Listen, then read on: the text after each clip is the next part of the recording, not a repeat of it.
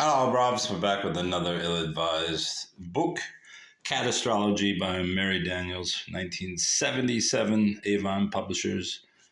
Obviously, it's missing the cover. The actual cover looks like this. And let's get to it, at least with the introduction. And then an opening chapter before I go on my adventures. Photographs by Judy, Shafer. They said 1976-77.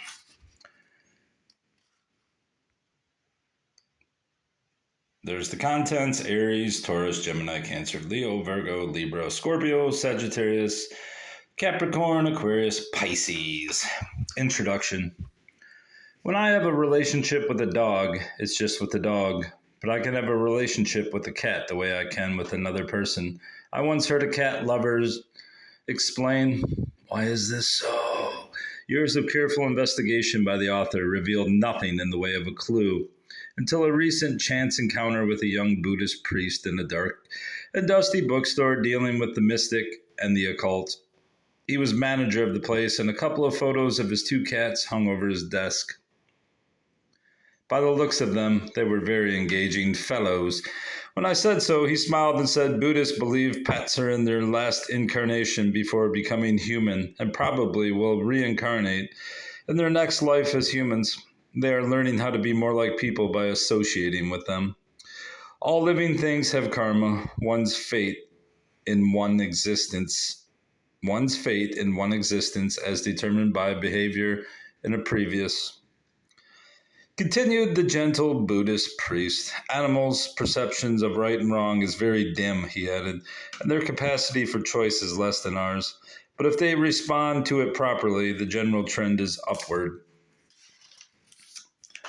How great, then, I thought, is our responsibility to our pets, not only to provide for their physical needs and treat them kindly, but to help them by moral guidance to escalate their karma so they may become good humans. Besides, we may very well meet them again in a future life when they are finally people, and they may have the opportunity to be agents of our karma. Then, if we have done badly by them, think how embarrassing it would be if your former cat were to give you a ticket for littering, serve you a boring meal in a restaurant, or throw you out of your apartment.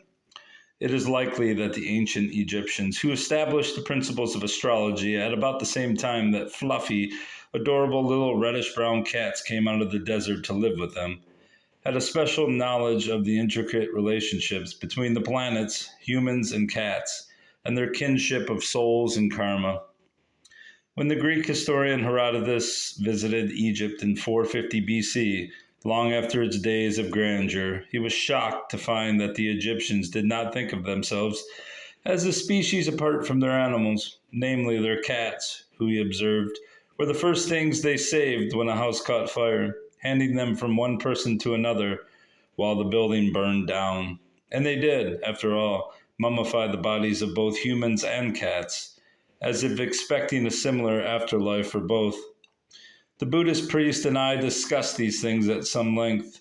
He said he thought cats picked up in their astrological charts far less planets than humans do. In fact, very few. The sun, the moon, which reflects their training, Venus, their instincts, and Mars, their aggressions. In any case, the sun sign types were quite basic. He gave me the names of a few musty old books to read and pointed me in certain directions. In time, I had learned by darker day, not all cats are gray. In fact, there are exactly 12 psychological types of man's best friend, which follow. Right.